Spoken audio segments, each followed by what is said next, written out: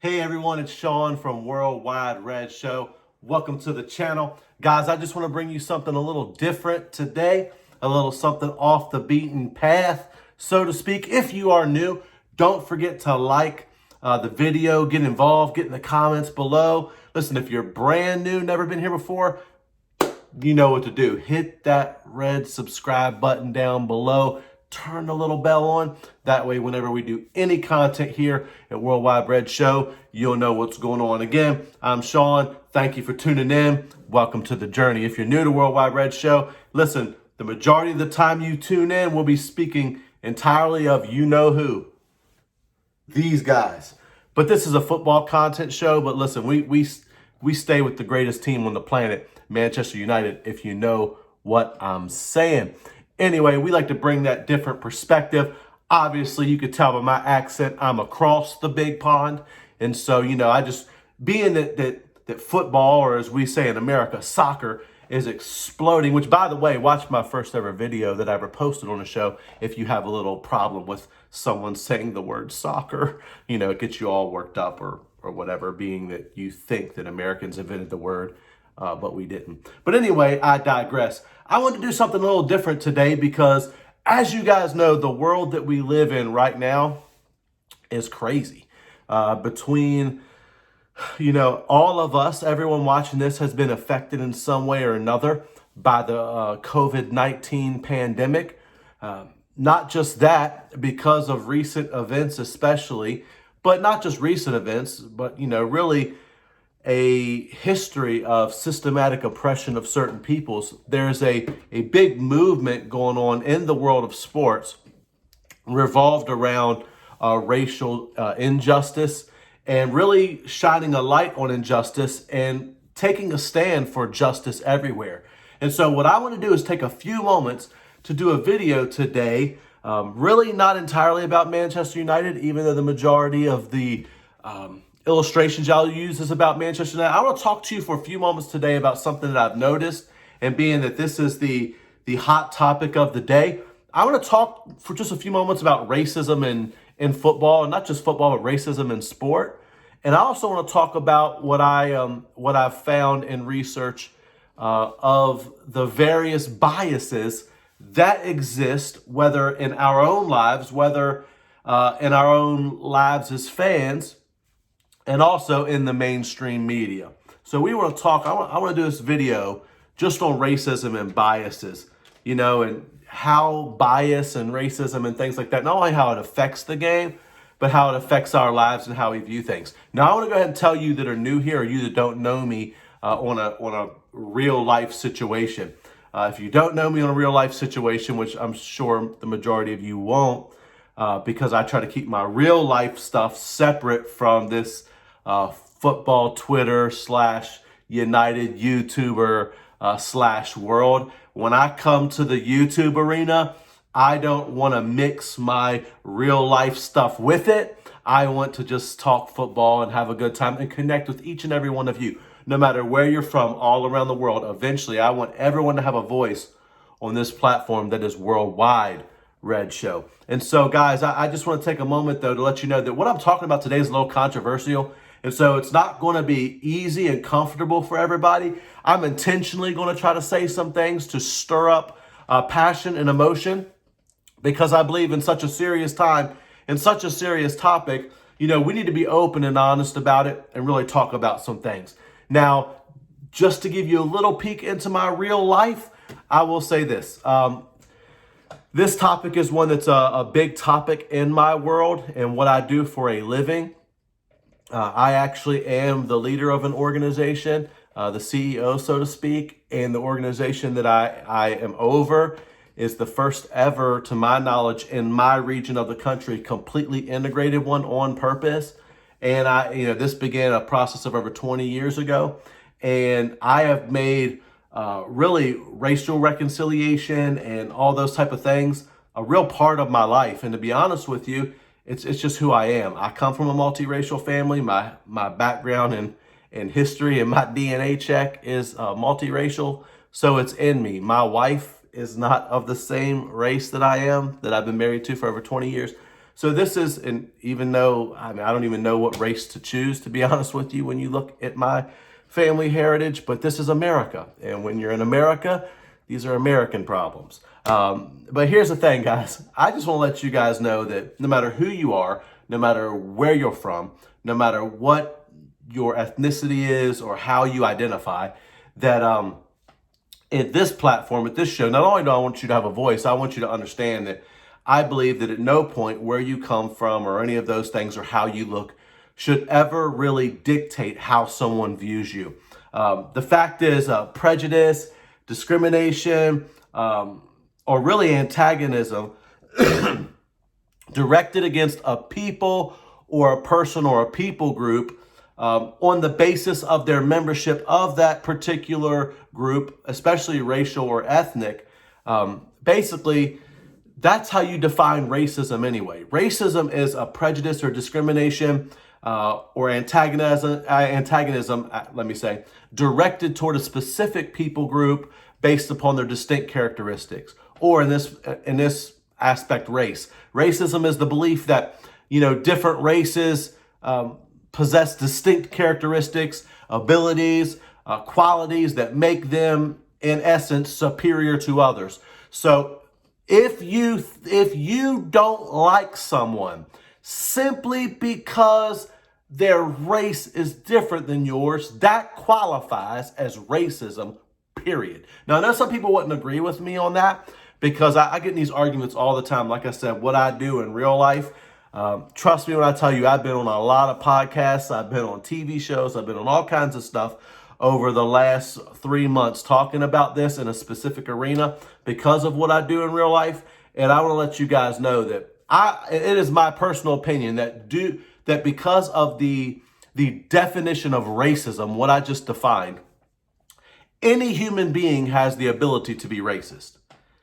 Any human being, no matter where you're from. If you simply don't like someone because they look different than you and you judge them based upon that, that is in essence racism. However, the vast majority of people that are racist are not from a minority structure within their nation. So, for example, in the Western world, the predominant people group are white. So the majority of people that find themselves racist find themselves in that category. But this is just my personal opinion based on the definitions. I'm not talking about systematic racism and justice. That's for another podcast. That's for another show. And listen, any of you want to chat with me about that and want to hit the politics and all that, if you're ready to take this red pill and all that like Neo and go down that rabbit hole, we can do it. But this isn't the arena for that. This is Worldwide Red Show. We're going to stay on football. So listen, I want to do this video because I think it's important that we understand that the racism that we've seen in society in general, people say football or sport is a microcosm of society. So many times what we're seeing is really just stuff that's happening within our society and some of the racism stuff, especially, when you follow certain leagues, notoriously the Italian league, but also there's stuff that happens in England. Every English stadium has racist fans. I don't care what anyone says. Now, listen, that's a very judgmental statement by myself because I've only been to Old Trafford in England. I've been to no other stadium.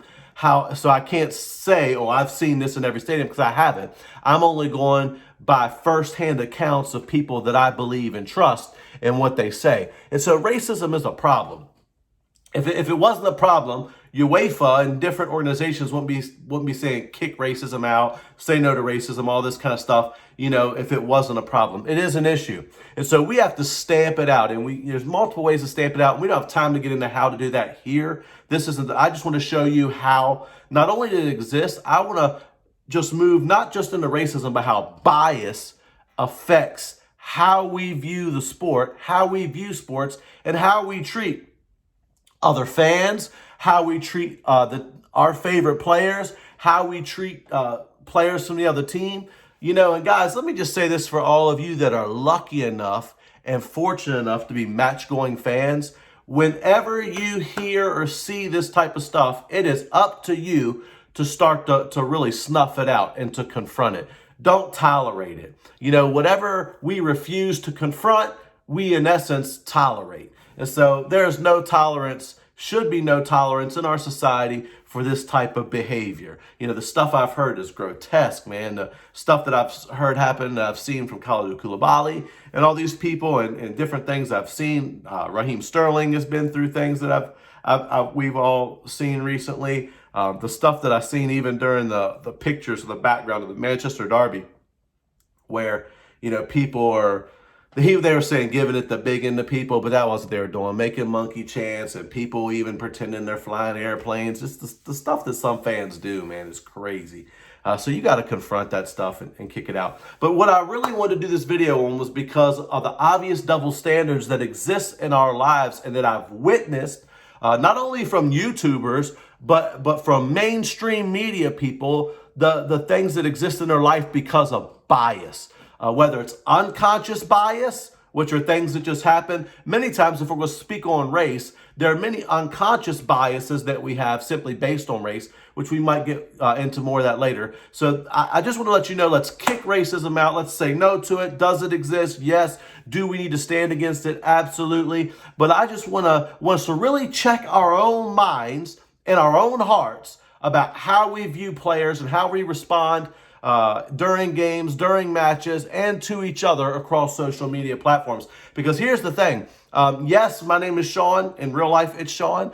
This is a Worldwide Red Show. And so, no, I don't give all of my information here. But I mean, with what I do in real life, I'm very public. And so, my views are very much out there. Like I said, I want to try to keep those away from this because I want this to just appeal to everybody. And because of bias, not everyone could handle maybe some of who I am in real life.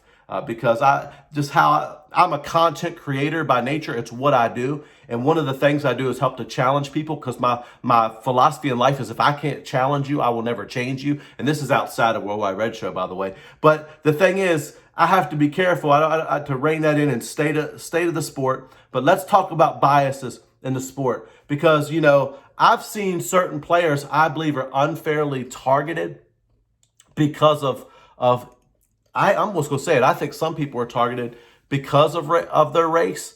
I believe there are other reasons that people are targeted, but I think race isn't. I'm just going to tell you like this. I believe for a fact that if Paul Pogba was named Paul Smith and he was from Leicestershire and he was white, the people of the media would never stop waxing lyrical about this guy. And so let's talk about why certain players deal with certain things and others don't. And I'm just going to open Pandora's box and say some things that, like I said, might make some of you feel uncomfortable. But that's the point. You know, I want us to feel uncomfortable because that way we really confront what's going on. And, you know, some of you might think, well, a lot of this is a bunch of bull crap. Well, you don't have to watch. So, you know, check in the next video when we're talking totally united. But I just want us to think about a few things. You know, let's talk about the biases I want to mention. The first bias I want to mention that we all have to work our way through in life is a racial bias.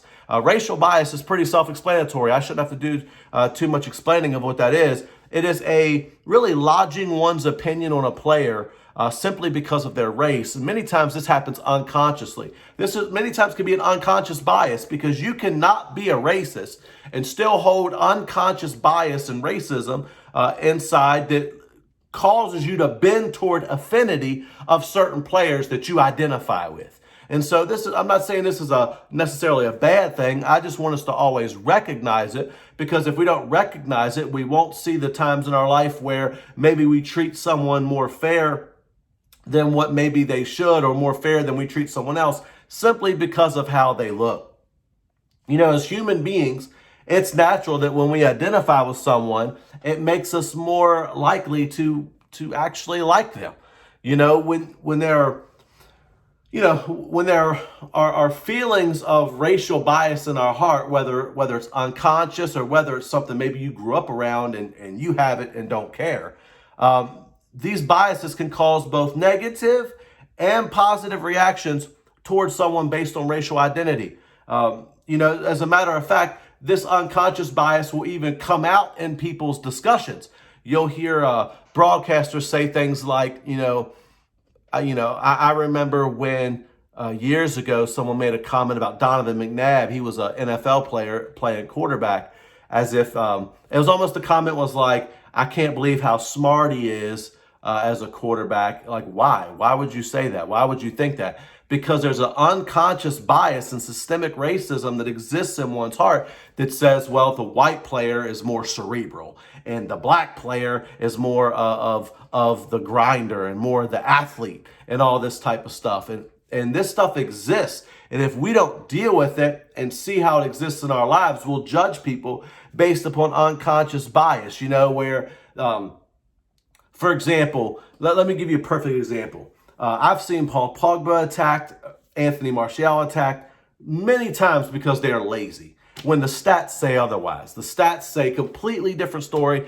Paul Pogba, let me tell you something about Paul Pogba being lazy. The first time I ever watched Paul Pogba play, now this was an exhibition, and maybe he was just showing off because they were playing Barcelona. And I was sitting in the crowd with my son, down close, FedEx Field, Washington, D.C., and I watched Paul Pogba pick up the ball. First off, he wrecked Sergio Busquets. Wrecked him. I mean, Paul Pogba, it was like a one-man wrecking machine, picks the ball off of him. He beats like 2 or 3 players. Maybe he should have released it, but hey, it's show off. It's preseason. I watched him, bust it down the field. He must have carried the ball 50 or 60 yards at pace and power. And this guy is amazing. The fact that he chose United when he came back, when he could have went to Real Madrid and all these things. The guy doesn't get in any trouble. It's crazy. The guy doesn't drink. He doesn't go out and go crazy. He likes to dance. Big whip-de-doo. He's a social media guy. He likes his branding. He cuts his hair weird. So flip-de-whip-and-do. People love Jack Grealish. Don't get me wrong. I would like Jack Grealish at United. Jack Grealish, he's got crazy hair. My man puts his socks down, walks around strutting like a peacock, like a beast. I got time for it. But here's the thing. How is it that Jack Grealish can go out during lockdown, get allegedly, we don't know, I don't know, on some kind of substances, allegedly, and wreck a car, do all kinds of stuff, get in all kind of trouble, and that just goes away? Can you imagine the uproar? Paul Pogba does nothing of the sort, and somehow he's a virus. He's a virus. Okay. I think we all know who's the real virus of the team. I think we all know. And if you don't know, go ask Spurs, because they're about to find out themselves. Anyway, many times Paul Pogba's lazy. Anthony Martial is lazy. But Dimitar Berbatov, man, he knows how to play the game. It's just crazy watching him kind of drift around, and it looks like he's not even trying. And then, boom, he does something amazing. Wow. Why isn't Dimitar Berbatov lazy? I'm just curious. I'm just curious why. I watch a lot of football. I have not seen a player in a game walk more than Lionel Messi. I'm telling you, I've watched games where he walked around the field. 90% of the game, walked. Why isn't he why he's not lazy? He picks up the ball in the right spaces, explodes, goes crazy, and we all know the rest is history. The 10% he's balling. I'm not denying, but why is it that certain players get pointed out? I'm here to tell you that one of the reasons is because of bias. Because subconsciously, we hold things in our lives against other people, that we don't always recognize as there. The fact is, another spinoff with this very thing, because see, some of you watch this and say, well, I don't believe that because, Paul Pogba's this and Martial's that, but I love Rashford. Well, there's another thing that feeds into racial bias that I would call a xenophobic bias. Which, if you don't know what xenophobia is, it's when we have an affinity toward our own nation and our own people. So there are some people in the English press and the English fan base that they love Rashi because he's one of the guys. And I love Rashi. I'm not saying anything to smack another player. I'm just saying these are facts. These are facts. Where we like certain people. Listen, I have an affinity toward Christian Pulisic. I always have. He's not from very far away from where I live. I like the guy. Matter of fact, my kids have Pulisic jerseys, not a Chelsea one. Not in my house. No, no, no, no, no, no, no, no, no. They can have the Dortmund one. They can have the USA. They can have all that, but no, no, no. You're not getting the Chelsea one. Sorry, Chelsea fans. We ain't doing that up in this house. I'm not allowing my kids to grow up like that. Anyway, that's because of my own bias. But here's the thing. Xenophobic bias many times makes us treat certain players that, again, in England, for example, the English players might get a different treatment. If you don't believe that's true, just go ahead and try to buy one. There's like an English tax on players. So we have to figure out these biases. Let me get into some other biases. Let me hit them real heavy, real quick. And hopefully I'm not boring you guys with this information. I just want to talk about how we can see these things and we can know about them. So not only we can deal with them in our own heart and life, but we can deal with them amongst the fan base, amongst other people. Another one I want to mention is an anchoring bias. Now, I'm going to start to give you illustrations. Matter of fact, I'm not even going to talk about other people. I'm going to talk about me. Let's talk about anchoring biases. An anchoring bias is when we rely too heavy on the first information we ever come across in order to formulate our feelings about a person or a thing or a situation. Which, by the way, we're talking soccer and football, but listen, guys, you can apply all these biases to your whole life. But watch this. Relying too heavy on the first piece of information you come across. So, Harry Maguire, right? Matter of fact, let's do both center backs. Relying too heavy on the first piece of information you come across. The first time I ever saw Victor Lindelof, I started watching him while he was still in Portugal because he was being consistently linked with Manchester United. And so I was watching a Champions League game and I watched him absolutely pocket Ousmane Dembele. I mean, pocket him. Dembele woke up playing Fortnite and Vic was there chatting and laughing at him. It was crazy. And so you couldn't tell me nothing about Vic. I watched one game and I was like, wow. And so Harry Maguire, same thing. I remember to this day where I was sitting the first time I watched this guy play. He was destroying us. It was killing me. I was like, who is this big, goofy looking dude that is destroying us right here? And he was playing for Hull City at the time, and he played the game of his life. And I remember thinking, why is it that these guys come play against us and they have the game of their life? And because of that, I'll never forget, I started watching him. And here's the thing. Because of my anchoring bias, there are times where I hear Victor and Harry taking a lot of slack, and I'm not trying to hear it because I'm constantly remembering what I've seen them do before. And so many times anchoring bias comes in when we, because of our experiences and how we were exposed to somebody the first time. It's almost this law of first impressions. You never get a second chance to make a first impression. All that kind of craziness. The fact is, I hate that because you might watch this video and I'm not in my prime. You might need to come back another time and catch me better. I always tell people, because I speak for a living, this is what I do. I get paid to run my mouth. Not here on YouTube, but this is what I do. But let me say so. I always tell people, I'm an acquired taste. You might not get down with me the first time, right? Come back. After about 3 or 4 times, if you don't like me, that's cool. Everyone's not for everyone. Everyone doesn't love everything everyone else is doing. And guess what? We're going to keep living either way. I'm good with it. One thing I've learned is don't allow the applause of the crowd to go to your head, and don't let the criticism of the hate go to your heart. It's just the nature of the beast whenever you do anything publicly whatsoever. There's people that's going to love it, people that's going to hate it. It's just the way it goes. The fact is, when you have an anchoring bias, man, you get trapped in what I first believed, what I first experienced, what I first was taught. And even when I'm presented with new facts and new information, I struggle with processing it and moving past how it used to be, right? And so that's a anchoring bias. Let me talk to you about one that's really dangerous, extremely dangerous. And by the way, big shout out on this video. I just want real quick, I forgot to do this in the intro. A big shout out to Rance from Rants and Bants if he ever watches this. I really was inspired to do this video watching one of his videos where he was talking about this type of thing. And also, I'll tell you what, I don't know if you guys are familiar with Rants and Bants, or Terry from the Football Terrace. If not, go check out their channels. Go subscribe to those right now. Both of those have tackled these topics in a different way. and at times have kind of spurred me on to do this video. And so I just wanted to give a big shout out there, because one thing about Terry that I really love, and Rants as well, is I don't believe in their world that they live entirely in echo chambers. And we're going to talk about that right now. The danger of echo chambers. An echo chamber is lodged in our confirmation bias.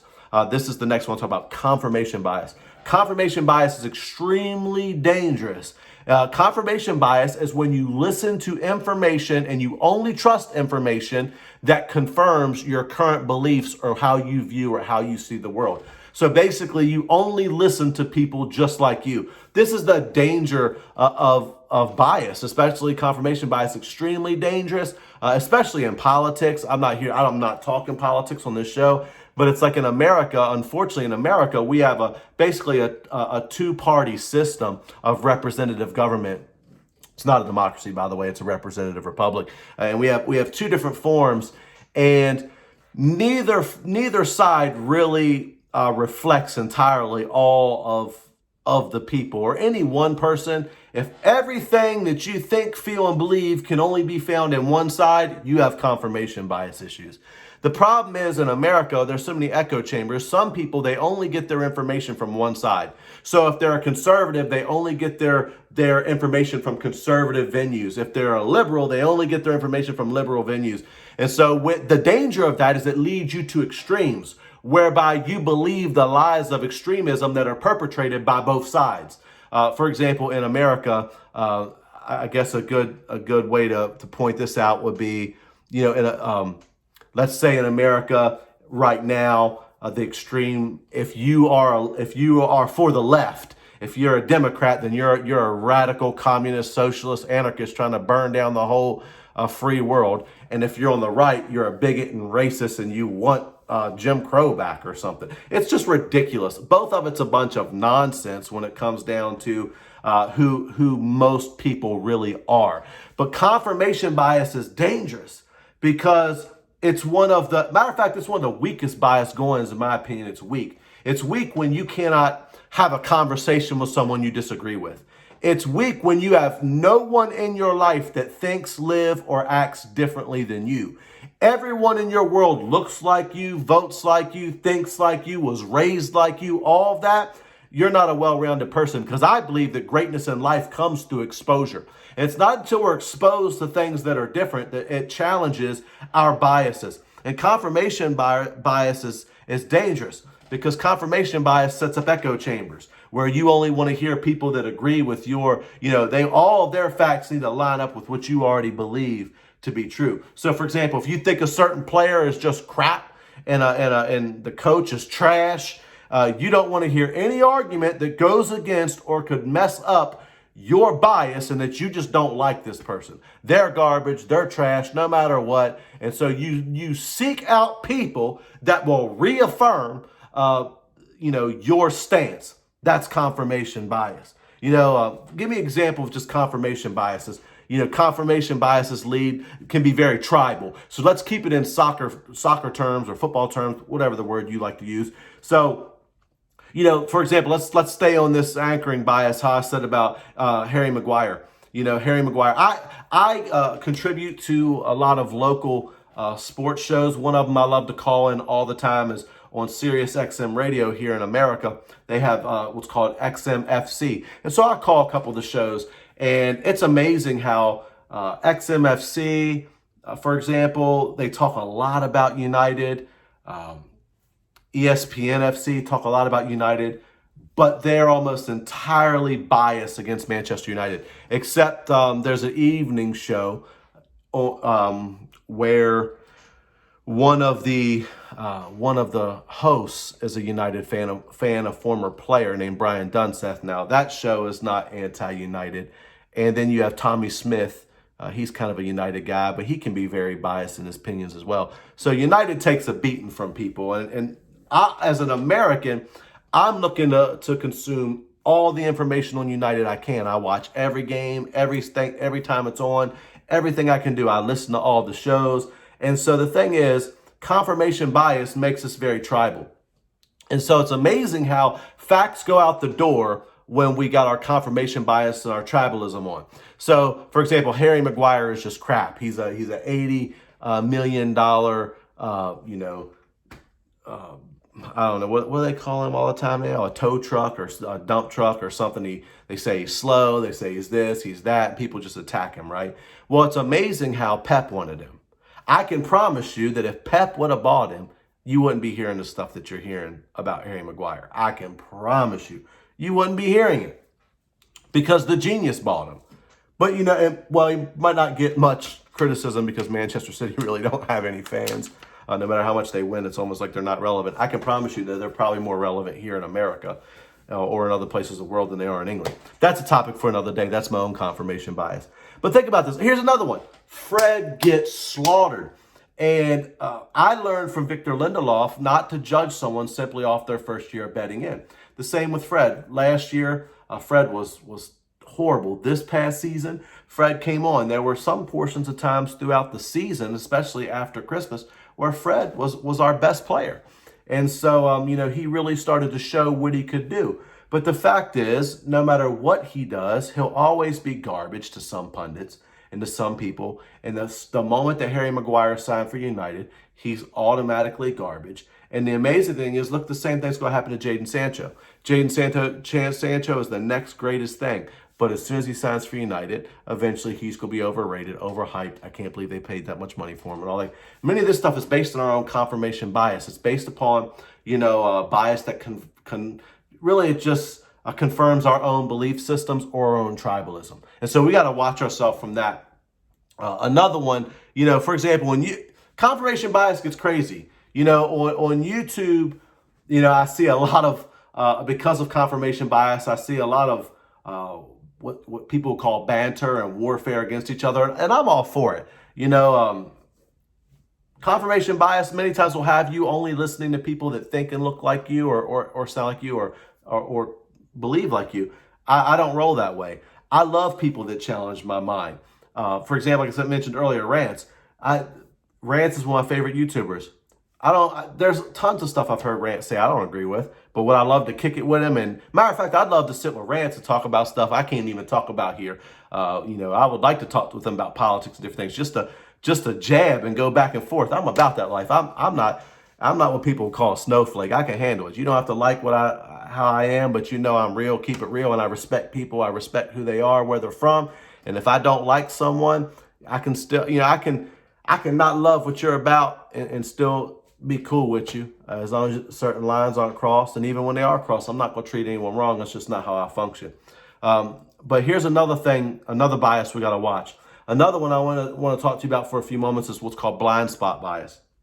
Blind spot bias is when we use certain arguments. For example, in soccer, we use certain arguments about a player that don't line up with our judgments of another player. Well, a blind spot bias is something we got to be careful of. It's basically when we recognize bias in other people, but we fail to recognize it in ourselves. Like someone else must be racist or must have bias, but it can't possibly be me. You have to be real mindful of recognizing your own blind spots and your own weaknesses. These are important. For example, let me give you blind spot bias. Virgil van Dijk gets destroyed by an attacker, right? It happens. These guys are professionals. And you know what? It happens. But if the same thing happened to a Maguire, he's overpriced or whatever. Now, who's going to kill him? Rival fans and even some of his own fans because, we eat our own, it seems, these days. The fact is mistakes happen. Again, for me, because of the next bias I'm going to talk about and because of blind spot bias as well, I don't judge a player on year one. I don't. I got to see you. And after this time next year, I'll know exactly what I feel, especially about Harry Maguire. However, when we have a blind spot, for example, let's talk about YouTube. There's a lot of drama right now on YouTube amongst YouTubers and different people like that. It's funny how you can say something personal about someone else and call it banter.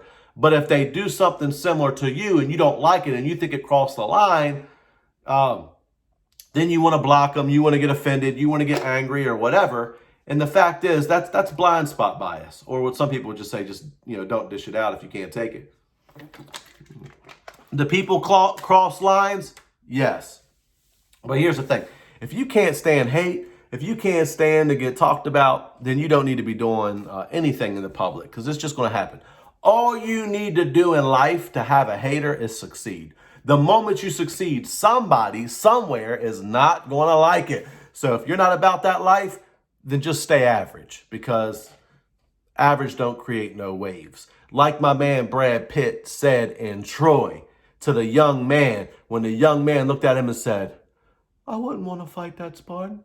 He's the biggest I've ever seen." And Brad Pitt said, "That's why no one will remember your name." Listen, no one remembers your name from the little fights you win. They remember when you step into greatness. But here's the thing.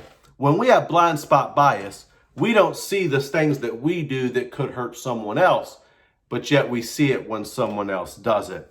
And so we have to be careful we don't get caught up in that. Another thing is negativity bias. Negativity bias is something we deal with when we only focus on a mistake that happens or the negative events at the expense of positive events. I can give you a perfect illustration of this.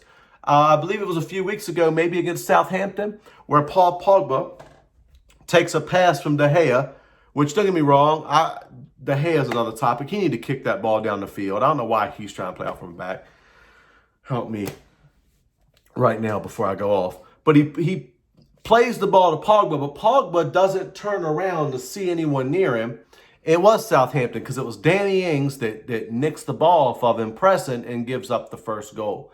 It was a mistake by Pogba. Now, the crazy thing is, up until that play, Pogba was one of the best players on the field. And so what happens is, now, because of our negativity bias and only focusing on the negative thing happen, we'll call Paul Pogba trash, he's garbage, or whatever, because of what he did. For example, now listen, I was hard on my man for the handball, but then again, Paul Pogba wasn't even in the wall. It was a set play. They kicked the ball away. The ball comes to Declan Rice from, I don't know, not even 10 yards away. He hits a 100-mile-an-hour screamer, and Pogba goes like this. Now, listen, it's a handball. It's a dumb rule. It's a handball. It is what it is.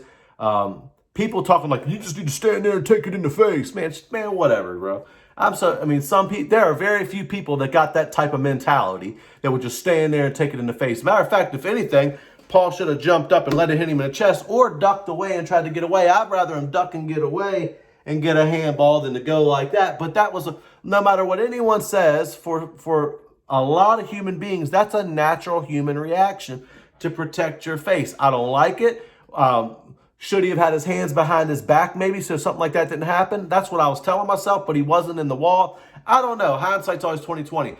And was I mad that he did it? Yes. Did I crucify him for doing it? Yes. But the truth is, I'm not going to judge a man's greatness off of the few moments where he's made a big mistake. Because what happens is that's negativity bias. It's the same as like right now. Now, once those mistakes keep piling up, like we're seeing with De Gea, eventually decisions have to be made. But negativity bias is we only focus on what someone does wrong and not focus on the good things that they do and the things that they're doing right. And I feel like I've fallen prey to some of that with Luke Shaw. So this year coming up, it's going to be by this time next year, I'm going to have my final feelings about Luke Shaw, because he's garbage. I don't know. The guy frustrates me. His stats aren't where they need to be, but stats aren't the end all and be all of everything. There's been some negative things, and I don't want to allow that bias to overrun the good things the guy does. And obviously, could we do better than him? Should we have a better left back? In my opinion, yes. But he's what we have. Are we buying another left back anytime soon? No. Brandon is a right-footed left back, and he struggles a little bit. I think that from what I've heard, who was coming through? Deshaun? There's a young guy in the academy, from what I hear. He's better than probably Brandon and Luke, and maybe AWB. But we'll see. We'll see when that comes through. Anyway, AWB is another one. All these people talking like he's trash, can't go forward or whatever, and he's working some things out. He's going to look much better with Jaden in front of him, though. Trust and believe that. But here's what's crazy. Last year, after Crystal Palace went to City and played the way they did, I listened to the radio the next day. All I heard was all the pundits. This Aaron Wan-Bissaka, he would look amazing in that blue of Manchester City. He wasn't out of place one bit. All I heard was how amazing he is. And now he's trash, I know. Anyway, and the last one I want to mention, well, actually there's two more. Outcome bias, which is, where we forget that soccer, for example, outcome bias is one where we make a decision based on the outcome of an event without any regard to the factors involved. Perfect case of example, any soccer game. I've watched United win soccer games we had no business winning. I've watched us lose games we had no business losing. This is the weirdest sport on the planet for that. The best team does not always win. There's a lot of reasons for that. This past Sunday, for example, for the FA Cup, I'll be honest with you. I had no dog in the hunt, so to speak. I no dog in the fight. I don't care who wins. Matter of fact, I'd probably prefer Chelsea to win only to watch AFTV and people go nuts, but that's neither here or there. The fact of the matter is, the referee was shocking. Chelsea should feel aggrieved. It was so bad. Kovacic shouldn't have been sent off. You got the Arsenal goalkeeper taking the ball out of the box. It was just a mess. It was terrible. However, I believe Arsenal played better. So at the end of the day, do they deserve to win? Yes. But football is a game where the best team doesn't always win. And Chelsea was robbed of the chance to win because of that. And for all of those scumbaggeries out there who were laughing when Pulisic got hurt because it helped your chances, that stuff comes back on you. So anyway, that's outcome bias. When we form all of our opinion based on the outcome and not everything else that goes on. And the last one I want to mention is what's called recency bias. And recency bias is one of those things where we only take the newest information that we have to make a decision. So we have to be careful of those things. Anyway, guys, I know this has been a long video, longer than I normally shoot, but I just wanted to get this off my chest because I believe that when we recognize biases, how they exist in our lives, how they exist in sport, then we can better do our part to help stamp them out. How do we stamp them out? One, we educate ourselves about them. Two, we find where they exist in our own life and seek to work our ways through them. And we confront them.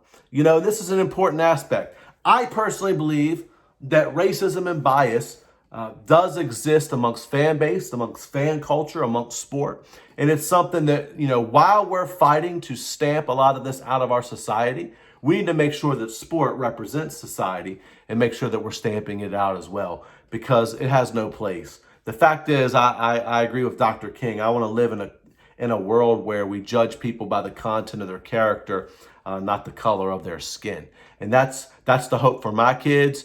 That's the hope for many of you. And I'm for you. I'm not against you, no matter who you are, no matter who you root for. I might banter. I might throw shots back. I don't like some of you watching this. I don't like your team, period. I don't. I ride with one.